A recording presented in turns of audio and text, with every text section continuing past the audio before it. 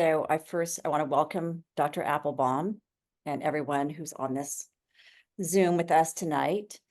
And welcome to our first of CancerBuddy Conversations with Dr. Applebaum. I'm Christina Merrill. I think most of you who are on this call know who I am. I'm the CEO of the Bone Marrow and Cancer Foundation and CancerBuddy app.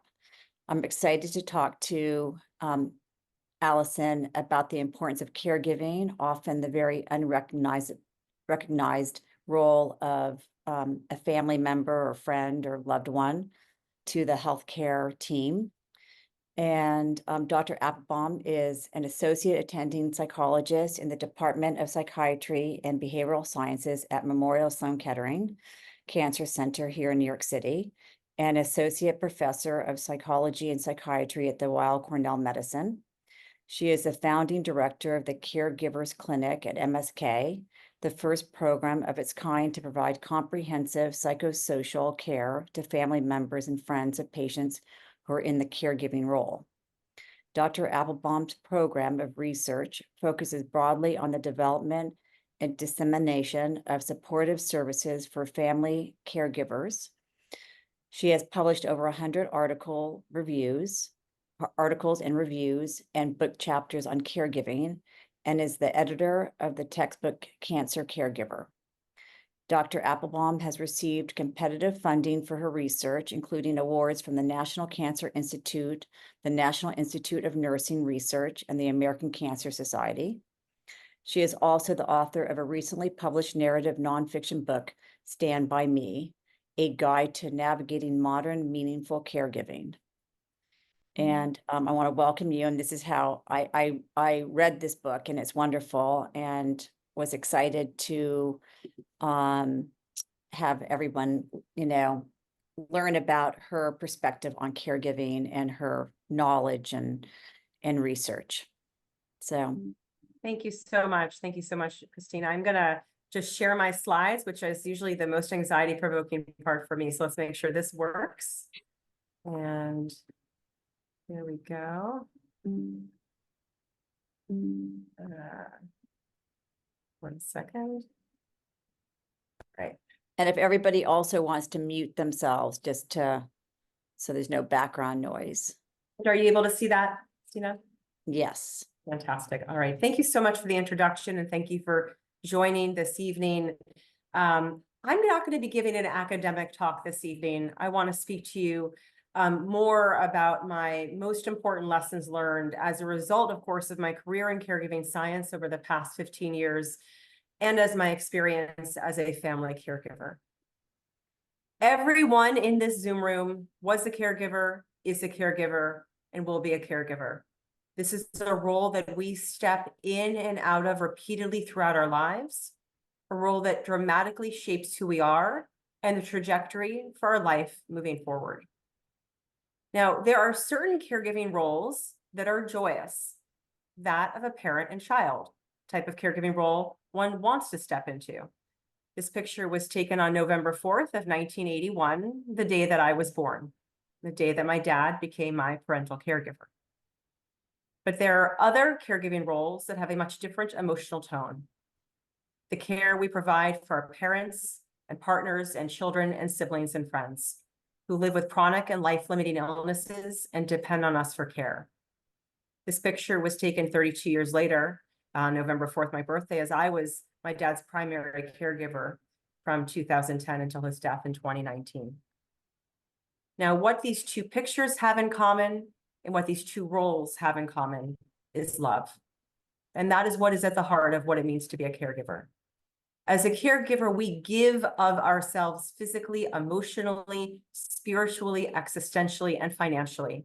And we do so without financial compensation, and too frequently without training, education, and support. And what we give of ourselves is love, is care. Now, before I speak any further about caregiving, I want to spend just a few minutes telling you about my dad, Stan Applebaum. My dad was born in 1922, and he had initial career aspirations to become a physician, but he fell out of a tree when he was 7 years old and he broke his pinky finger. The doctor who took care of him suggested that he should tap the player piano my grandparents had at home to rehabilitate that finger, and little did that doctor know that his prescription would lead to a musical career that would span nearly a century. My dad was drafted into World War II, and it was music that saved his life. He was on the front lines, but he was able to convince the commanding officer that he could better use his pianist fingers as a teletypist and convey important communications to Washington. And he was eventually transitioned into the special services and then back home to safety. He used the GI Bill to study music and composition, and by the time he was 30 years old, he was one of the most sought after arrangers and conductors in New York. And by the time he was 40, he was writing hit arrangements for many of the big artists of the 50s and 60s, including Benny King, Anil Sedaka, Connie Francis, and Brian Hyland. While not everyone in this Zoom room was born at the time that this song was written, my guess is that everyone in this Zoom room has heard this string line before.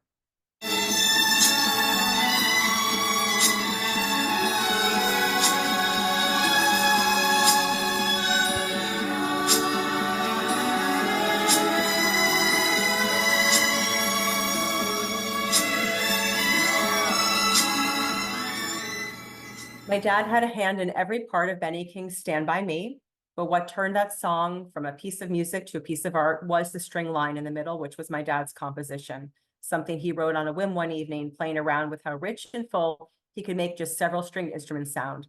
So now you've all met Stan Applebaum. My dad's life was a life of music, but much more broadly, it was a life of creativity. And what that meant was that he never wanted to stop learning and growing. Even when confined to a hospital bed, he still wanted to write music, and in his early 90s, he chose to learn Tagalog, the language of his home health aides. He didn't want to stop growing. And it was my job, as his family caregiver, to convey that to all who were taking care of him. All right, I'll turn back to caregiving. In 2010, I began my postdoctoral fellowship at Memorial Sloan Kettering Cancer Center. And at the time, I was primarily working with patients with advanced life-limiting cancers at the end of their lives.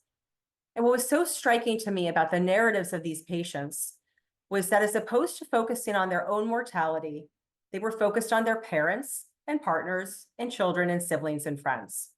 Individuals left in the waiting rooms and left at home. Individuals who they identified as the linchpin of their care and who would be most deeply impacted by their eventual deaths. Back then, long before the pandemic, it was very clear to me that cancer care specifically, but healthcare more broadly, was increasingly relying on family caregivers to shoulder tremendous responsibilities without providing correlate support or training. And despite the fact that the scientific literature had already very well documented the distress of cancer caregivers, there were no targeted support services for caregivers in any cancer center in this country.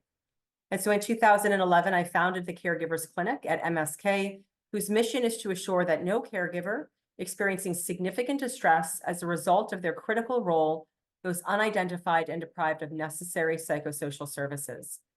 The clinic was the first of its kind. I'm happy to say that my colleagues and I are now working to replicate this model of care. And it is my hope that within the next 10 years, every cancer center has support not just for patients with cancer, but for their family caregivers. The same year that I founded the clinic, I stepped into the caregiving role for my father. He had lived until his late 80s with really only minor medical problems, and then a series of hospitalizations occurred, one in which he developed delirium, which is a confused or altered mental state, common in older adults and very scary for us as caregivers to witness. And a medicine was given inappropriately, and it actually put him into a coma. He was in this state for about 2 weeks, during which there was one silver lining. It gave his team of doctors a hint that he might have Lewy body disease, which is a progressive neurodegenerative disease that leads to fluctuations in autonomic functioning and consciousness. In my dad, he would have sudden drops in blood pressure and temperature to near hypothermia levels, and he would hallucinate anywhere from a few minutes to a few hours, once or twice an entire day, and once an entire week. And we never knew how long the hallucinations would last. While he was in the coma, and during each subsequent hallucination, I learned the first lesson that I want to share with you this evening.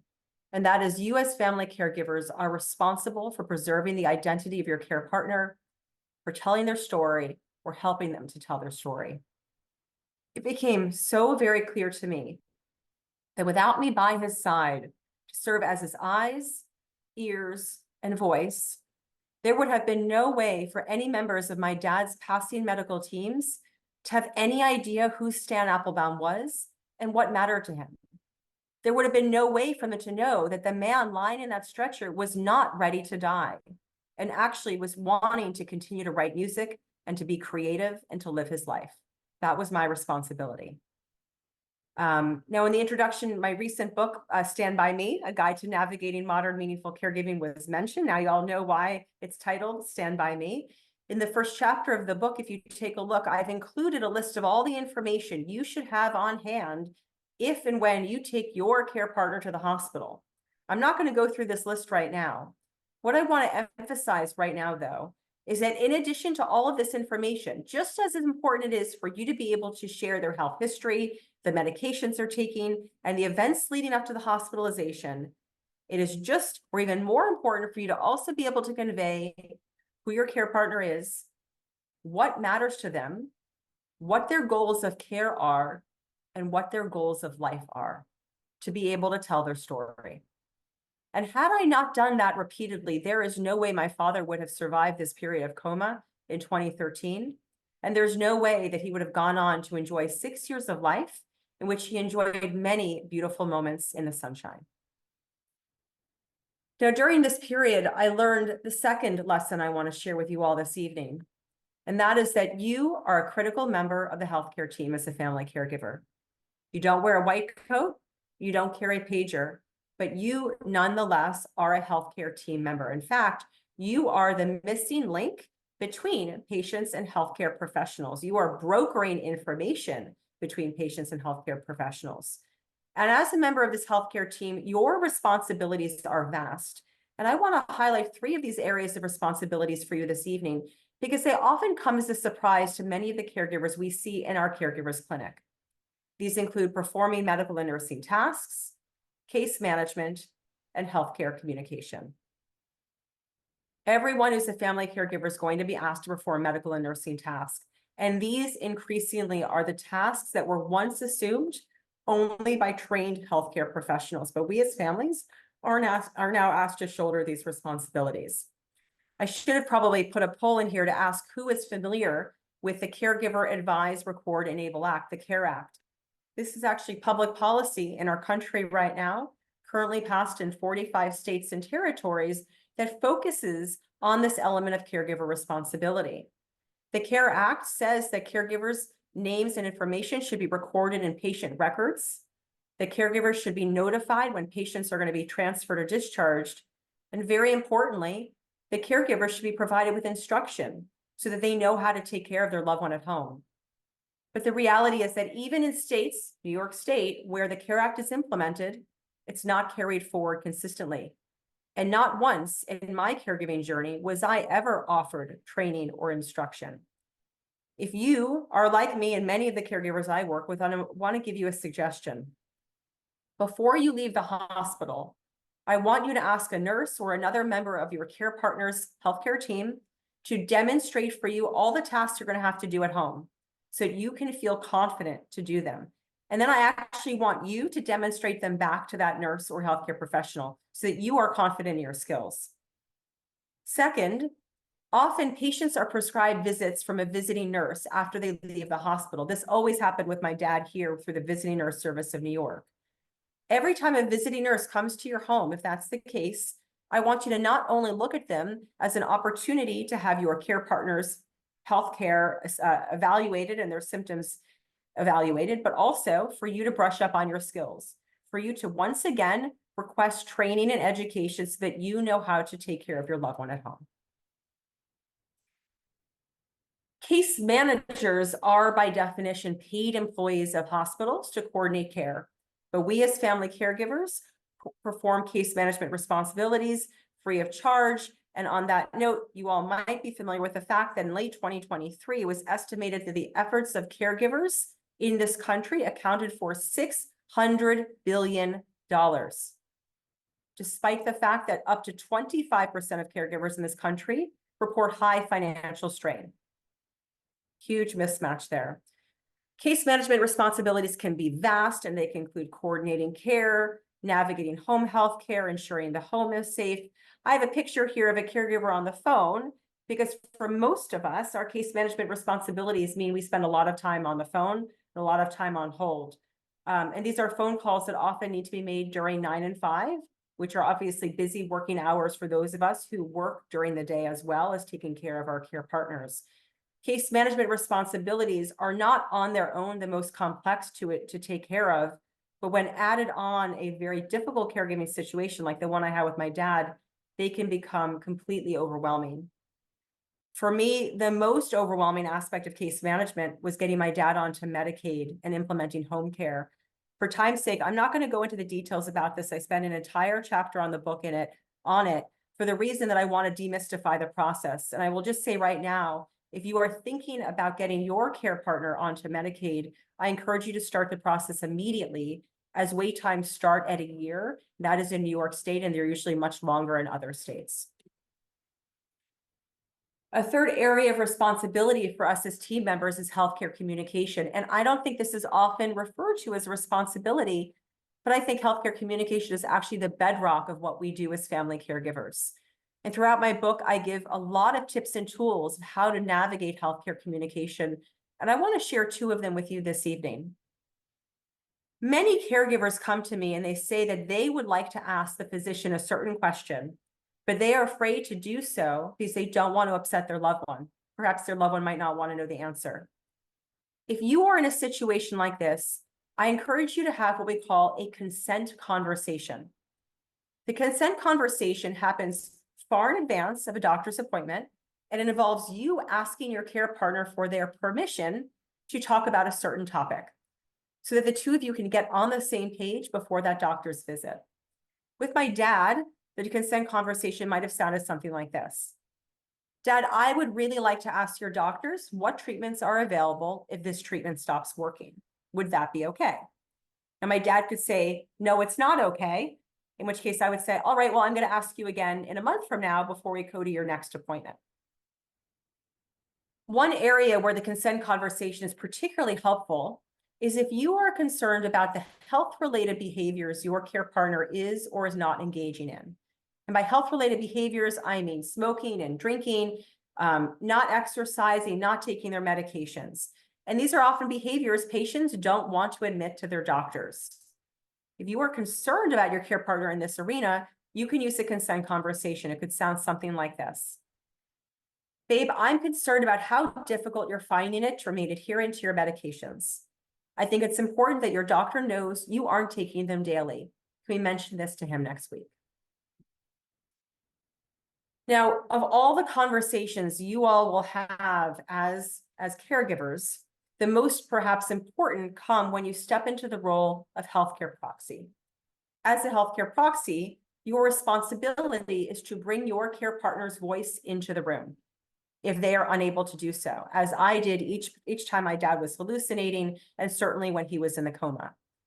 But in order to bring our care partners' voices into the room, we need to know what those voices would say. And in order to know what those voices would say, we actually need to ask our care partners.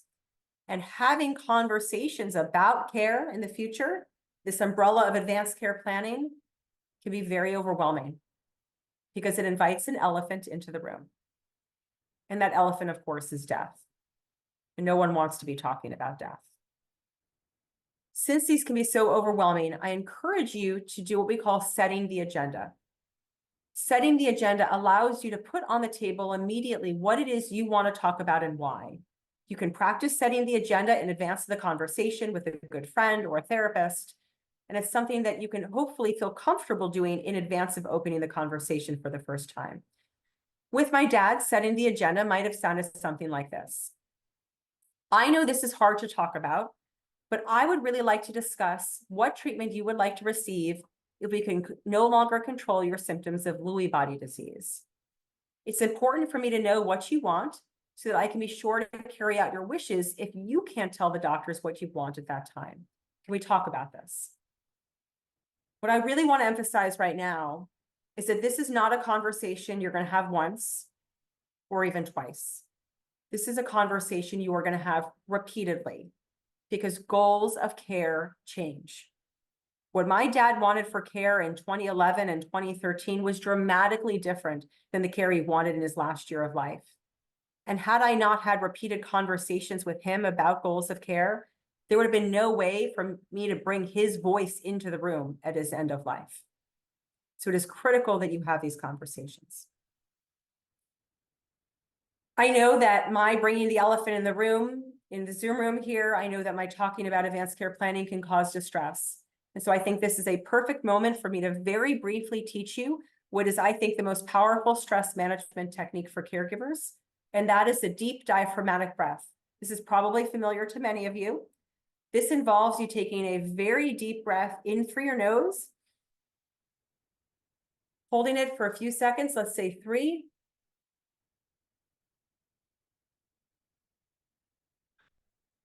and exhaling slowly through your mouth. We inhale through the nose because it brings more oxygen to our brain, and doing so will lower the stress hormone cortisol. And just one moment of deep diaphragmatic breathing can lower your stress.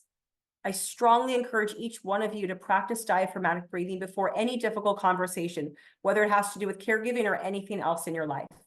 And in fact, I encourage all of you to continue practicing that type of breathing. I can't see you, but to practice while I continue to speak. So in terms of distress, we know the distress in caregivers is quite high. It's why, of course, I, as a clinical psychologist, have devoted my career to addressing distress. The National Alliance for Caregiving has conducted a series of studies every 5 years of caregivers in this country. These data are now outdated. It's 2020 data. It's actually pre-pandemic data. But at that point, 1/5 of caregivers in this country said their health was fair or poor, and 36% reported high emotional stress. I'm going to get more specific with cancer caregivers. We know that cancer caregivers, perhaps the most important statement I write in my grants, are at higher risk for depression, anxiety, and post-traumatic stress disorder than the patients for whom they provide care. We are seeing exponential rates of mental health challenges in family caregivers. And this distress is normal. I don't want to dismiss this distress. And as a clinical psychologist, I was not immune to any of this distress. This picture was taken in January of 2019, a few weeks before my dad died. And lying there with him in his hospital bed, I remember feeling so many of the things that my patients feel. I felt down, I felt powerless, I felt lost, I felt isolated, I was worried, distressed, of course, all of these things. What I want to emphasize to you this evening, though, is A, these emotions are all normal, but B, that emotions are messengers, and they can teach us how to live our lives more fully. And while none of us choose cancer, and none of us choose to step into the caregiving role, once in it, if we are to experience distress, well, let's learn from the distress, and let's use these emotions to learn to live our lives more vulnerably and more fully. And I want to illustrate this for you with 2 emotions I hear very commonly in my clinical practice. The first is anger. If you're a caregiver right now, or a patient, or human facing a challenge, but I'll go with caregiver, you have every right to be angry. You have every right to be angry that your life has been put on hold due to caregiving. Perhaps your dreams have been deferred. You can't plan for the next year or the next month or the next week or the next day, or in many cases, the next hour. That was certainly the case for me with my dad. That is maddening. And that anger, it must come out. And I don't mean go yell at your care partner, but I am saying, get it out somehow. Yell into a pillow, close the car door and yell, talk to a therapist, tell your best friend how angry you are. But anger is rarely unidimensional. I was working with a woman a few years ago, and she was so angry at her husband because of his cancer. He could no longer have the energy to take care of the home. They could no longer travel. They could no longer have sex. They could no longer do the things that they once did as a couple. And she was so angry at him. But in session with me, when she was sharing her anger, she started to cry. What we realized for this woman, as it is for so many of us, beneath her anger was a very, very deep well of sadness. It is a lot easier for us to express anger than sadness, because sadness takes a lot of vulnerability that anger does not. Each time she looked at her husband and got angry, She was grieving for the man she had lost. And so I encourage all of you, the next time you feel anger, whether it's about caregiving or cancer or work or home life or anything that's happening right now, I want you to ask yourselves, what am I grieving? And it doesn't have to be a life or death grief. We experience grief every day, losses in different ways. And I want you to see if you can express some of that sadness. And if you can, you're likely going to notice your anger is going to dissipate.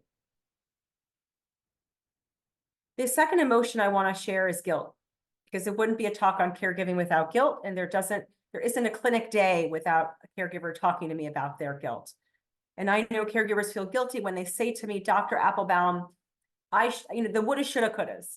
I shouldn't be here. I'm not the patient with cancer. I shouldn't be here. I should be at her bedside. I should be doing A, B, and C, the shoulds, right? And when I hear that, I hear my patients say to me that they feel like they are letting their care partners down, or they're letting someone else down, and therefore they need to go do a certain thing. But guilt actually is an incredibly powerful red flag. It tells us that we are not letting our care partner down or someone else down. But in fact, if we were to listen to it, that voice, we would actually let ourselves down.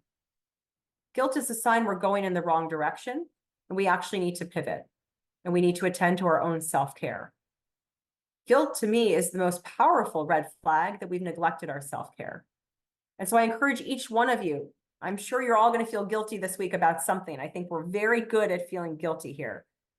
The next time you feel guilt, you feel like you should call this person or do this thing or be at a certain place, ask yourself, if I were to continue to do that thing, in what way would I neglect my own needs?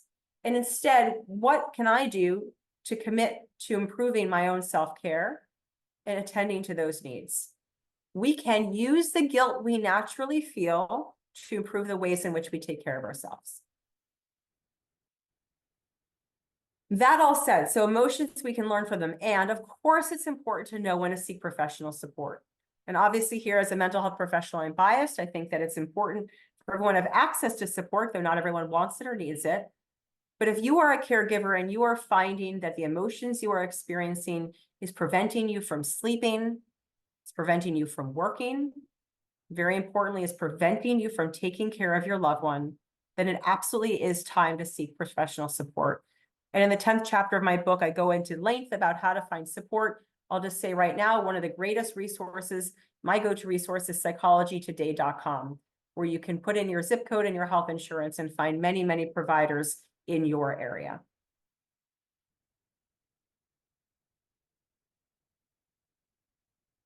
I want to go back to this picture for a moment, because first of all, it always pops up in January of every year as our iPhones like to remind us of what happened this time a few years ago. But I remember that the last time this popped up, I was thinking about why I took this picture. I didn't take the picture because I was feeling depressed and sad and fearful and isolated, though of course I was feeling all of those things. I took this picture because I was feeling incredibly proud of myself. I was feeling proud of the fact that I had been able to take care of my dad for nearly a decade, that I had survived an ultramarathon of caregiving punctuated by the sudden death of my mother 1 year after his diagnosis. Proud that I was able to get him onto Medicaid and take care of him on my own, despite my very small salary through the hospital. So proud that I had navigated the complexities of our healthcare system, and realized that despite his limited energy in this moment, that our relationship had only gotten stronger over time. And in that moment, I was reminded of perhaps the most important lesson that all my patients have taught me, and that is that meaning and suffering can coexist. And whenever I speak about this, I always do so with the metaphor of my favorite dessert, which is the creme brulee.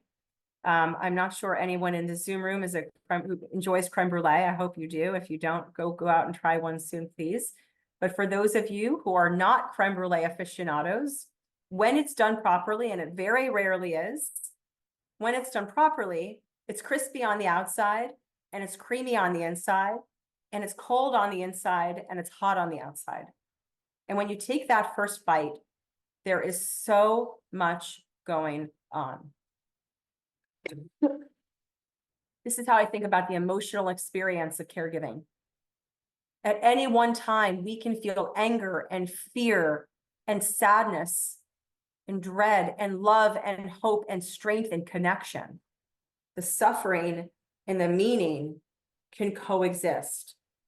And I want to be very clear that I am not talking about the power of positive thinking. And I am not talking about turning lemons to lemonade. That is not who I am as a person, as a human, as a therapist. I would never negate the suffering of any patient or caregiver or human. What I am suggesting is that despite suffering, and yes, caregiving is an experience of suffering. We experience so many challenges and limitations and losses. Despite that suffering, we can connect to meaning and purpose. And I want to just highlight for you before my time runs out this evening, a few typical routes through which we can remain connected to meaning in our lives. And the first is through choosing our attitude. We don't choose to become caregivers. We don't choose to become patients, but we can choose how we face the limitations presented to us. My dad was my greatest teacher to me in this regard.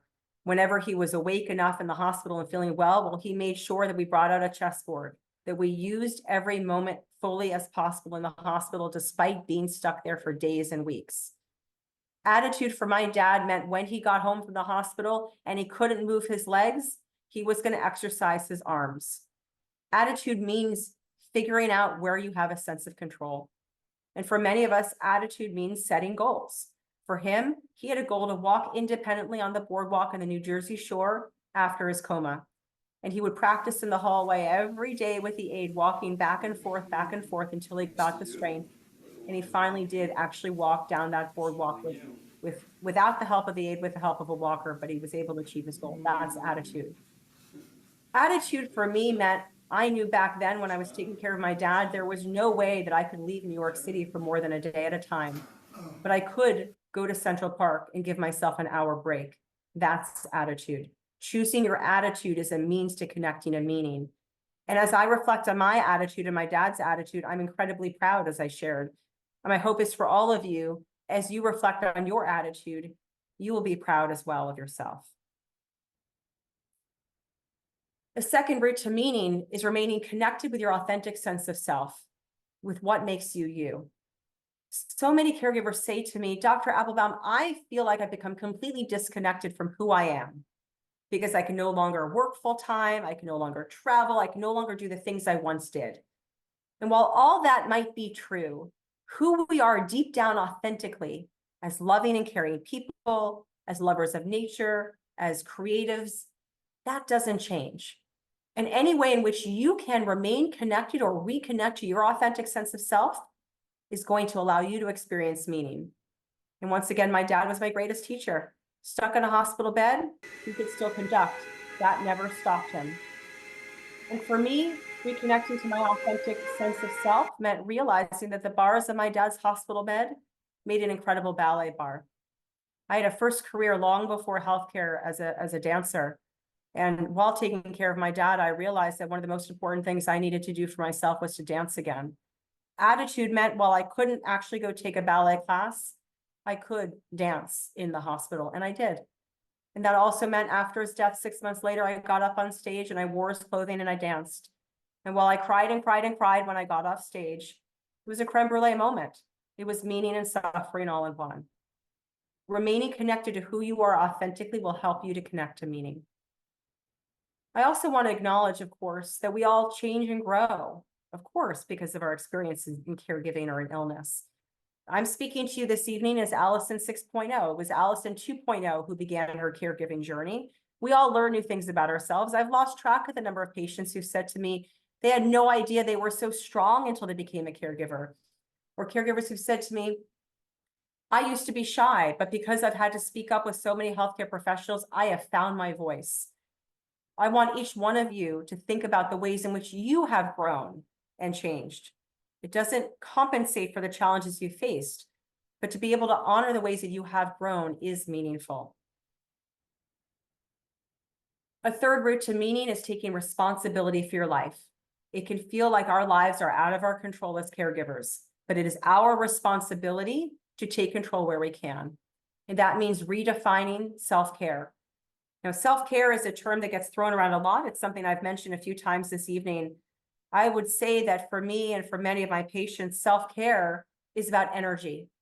It's about preserving energy. We as caregivers do not have a limitless supply of energy.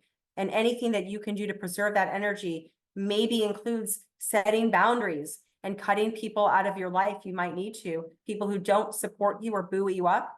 That's self-care. I want you each to think about what it means to take care of yourselves and to make a commitment to do that. Taking responsibility also means asking for help. We as caregivers are so good at giving help, and we're not as good as receiving it. One of the most powerful acts is asking for help. And I strongly encourage you, when you ask for help, be specific. The more specific you are when you ask for help, the more likely you are to receive the help that you need. And if offers of help come to you, I want you to say yes immediately. Even if you don't know what you need help with, you can say, thank you so much. I don't know what I need help with, but as soon as I think of it, I'm going to let you know. I really appreciate your assistance. And I strongly encourage you to lean on others. I certainly did. This is a picture with me with my dad's team of home health aides who took care of him for 5 years. This picture was taken a few days after my dad's death in 2019. I could not have survived this ultra marathon of caregiving without them. I physically could not have taken care of my dad. My dad was 6'2". I physically could not have transferred him on my own. I needed help. I leaned on others, and I encourage you all to do the same. So many caregivers say to me, no one can do it as well as I can. It's not true.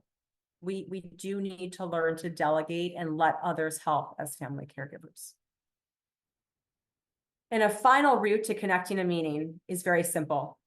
It's through our 5 senses, through what we see and touch and taste and smell and hear, through feelings of love, through visions of beauty, and even through humor, we can feel connected to one another and connected to something greater than ourselves. Now, my dad and I had an incredibly warm relationship. That's an understatement. He was my best friend and soulmate in many ways. And so meaning for us was holding hands and listening to music. But you can experience meaning through your 5 senses, even if you don't have a warm relationship with your care partner.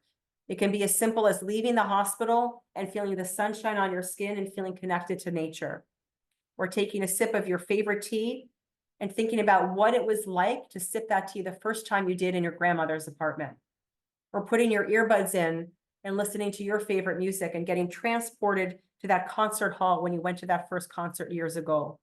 We can, through the 5 senses, experience what we call transcendence, being lifted up above our current circumstances. And while that's not going to take away our suffering, it can help us along the way. I want to highlight just one more lesson before I wrap up. Caregiving teaches so much to each one of us in our life, and we all have different caregiving roles that we enter and exit throughout. Caregiving gives us incredible practice at learning to say goodbye. Every time I said goodnight to my dad, I was practicing saying goodbye. Every time I left the hospital, I was practicing saying goodbye. Every time he was taken away for a medical exam, I practiced saying goodbye. And as a result of all of this practice, I learned to live my life more fully and vulnerably and authentically and meaningfully. And for that, I'm incredibly grateful to caregiving. And I'm grateful to all of you for having me here this evening. This is where you can find me on social media. Here's my book. I hope that you'll take a look and find it helpful. And I will stop sharing so we can open up for time for questions.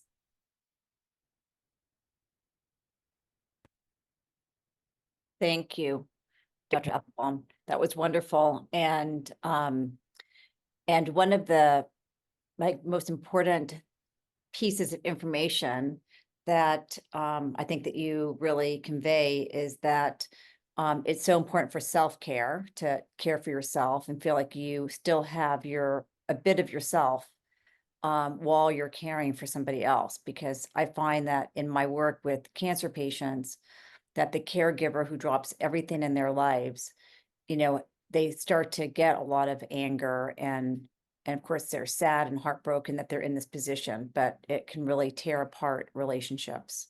Absolutely. Absolutely. And I guess how do you, like, if you are a mom or a spouse or, a daughter or a son, like how you can try to balance that and even try to maintain a job and so forth. I think that that's like one of the hardest things that I find with our caregivers that I work with. How to maintain these multiple roles and Yeah. responsibilities. Yeah, it's Yeah. so very difficult. I mean, I think you brought up so much in that comment. I heard in there resentment. How do we navigate resentment? How do we handle the difficult emotions that come up? And I think that resentment is a really beautiful, again, it's a red flag that we need to take care of ourselves. And I don't just mean that in a small way, that it's actually urgent. That if Mhm. we are finding ourselves resentful of our caregiving role and we're finding it difficult to continue to carry forward our responsibilities, then it is urgent that we take time, whatever it is. It's asking for help, getting some respite care, getting someone else in to take care of mom, dad, sibling, partner, child, because you're at your wit's end. Mhm. I don't, I talk about this in the book. I don't love the oxygen mask metaphor. Um, I know a lot of people love this one. I see some, I think, Ashley, I see a response. So I appreciate that. And I don't love it because, when you're in the thick of a crisis or you're in the thick of a difficult moment and someone's like, you need to put on your oxygen mask, to me, that is one of the most invalidating statements that we as family caregivers or we as humans can hear. Because if I could put on my freaking oxygen mask, of course it would have already been on me, right? Like, of course it would be on, right? And so I want to say that because I think there's a rhetoric around self-care and caregivers, and we have to take care of ourselves. And so I want to be very clear when I'm talking about this. When I was riding an ambulance with my dad or stuck in the hospital, self-care went out the window. Yes, I wanted it. I would leave to get the sunshine on my skin and drink the tea. But I am saying when you have the opportunity, when it's not a crisis, and when you do have other people that you can ask for help and rely on, that's when you must do that. That's when you need to replenish your own energy bucket, right? It's about energy. And that looks different for every one of us. Some of us, our energy bucket means we need to not talk to anybody for a week. For others, it's you need to go out and be social. For some of us, it's the exercise. Whatever it is for you, you need to figure that out. But I say that because I want to be very clear that it can be very invalidating to tell someone to go take care of themselves when they're in the thick of it. But that care is necessary when the caregiving crisis subsides and there is a moment to breathe. And none of us can continue to be a full-time family caregiver, full-time employee, full-time mother, child, wife, friend, everything else. Something has to give, right?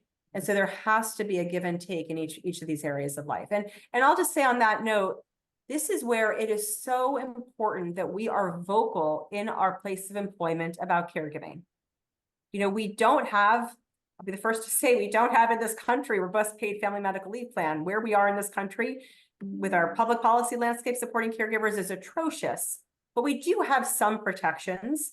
And it's very important if you are a caregiver right now or you're stepping into this role in the near term, that you speak with your employer, their HR department to understand what protections are out there. Because if there's a possibility for you to take off a day or a half a day or an hour, do it. Mhm. It's very, very important that you speak up in that arena. Sorry, I think I just went in a circle, Yeah. Christina. Yeah, but no, it's so important to that piece of it. And at the foundation, we have a program where we give financial assistance, not just to the patient, but to the caregiver. So they feel like they are, getting some support themselves, in That's terms amazing. of That's amazing. self-care. And that type of support is huge, right? Because I mentioned, of course, the financial toxicity. There's Yeah. so much literature out there right now about the financial toxicity of cancer care, Mhm. right? Which is so very real. But there's also the financial toxicity of caregiving, right? How much the caregivers are using their own funds to take care of care partners, right? $600 billion is the effort put out. It's a crazy amount of money. And then in terms of, family members, I mean, I'm sure there's other people that would like to ask a question, but like family members that don't want to comply with, going to the doctor or caring for themselves because they still feel like they have their senses and their wits, but they're kind of, they get, kind of aggressive with their family members, or, don't want to do exactly, what they should be doing. Yeah, it's a really, really complicated situation when you're concerned about a family member, you're noticing they're not engaging in certain health-related behaviors, they're not keeping up with their health care. There's different routes here, one of which, of course, is framing it as, I really care about you and I'm concerned about the behavior I'm witnessing, right, is one. Another is if you're really concerned about a family member is actually, and if you are the family caregiver, speaking to their healthcare professional directly about what you are or are not seeing with them. I mean, ultimately, I often say to my medical oncology colleagues that we as family caregivers are your best friends, because we're on the front lines and we see symptoms emerging in real time. We see health-related behaviors that are or are not happening. And so if you're a family member concerned about somebody who's rejecting help and not engaging in their healthcare, then this is, of course, an area I encourage you to speak up with the healthcare team about. Yeah. Does anybody have any questions? Hi, Christina. It's Bob. Hi. Thank you, Dr. Applebaum, on behalf of our board of directors for joining us. I have a unique situation. I'd like your take on it. I'm a long distance caregiver. My mother, who lives in the Virgin Islands, I live in Florida, and she's 100. She'll be 100 years old in August. She's very stubborn. Hired some local people to take care of her. There's a live-in family that lives there with her.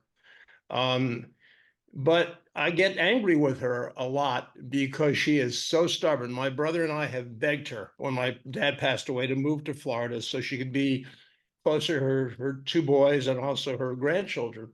And yet her pushback and her refusal to accept help locally in St. Thomas just gets on my nerves, and I end up, raising my voice with her, which I don't want to do. I mean, my God, she's going to be 100 and she has dementia now, and she keeps repeating herself, but it's very frustrating. I mean, what advice could you give me in dealing with my anger towards her when she is continually like this? I mean, she is the most stubborn person I've ever known. Okay. Let me just ask you a follow-up question before I respond. Are you her healthcare proxy? Yeah, my brother and I have power of attorney. And healthcare proxy, which is different. So power of attorney is we manage the financial aspect and the estate of somebody, and we can make financial decisions. Healthcare proxy Yes. is medical decisions. Or who's the healthcare proxy? Yeah, no, we can make medical decisions. Okay. So first of all, it's maddening, right? Because you and your brother know what is best for her, what is best for her well-being, what is best for her future, what is best for the family, and she's resistant to it. Without you telling me more of the story, and I'm happy to speak more with you offline if you like, first of all, it's likely in part, the idea for her to move would be to take away a part of what makes her her. Yeah, well, that's never going to happen. No, she will not move. Right. No, I know that. I actually was, I was sharing, I'm imagining part of why she wouldn't, because it's so important for her to be there. So there's a few things.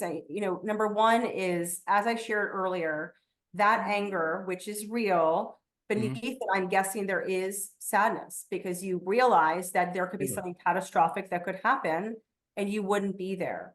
Right. And so I would encourage you to give yourself permission in whatever form is appropriate for you to let some of that sadness out with a friend, a therapist, a family member, whoever, because deep down, likely you're fearing her death. You're fearing something bad happening to her that could potentially be prevented should she be here with you all. Now, it sounds like she has incredible care, though ultimately as a healthcare proxy, and it sounds like your mother with dementia, she has dementia, is that correct? Yes.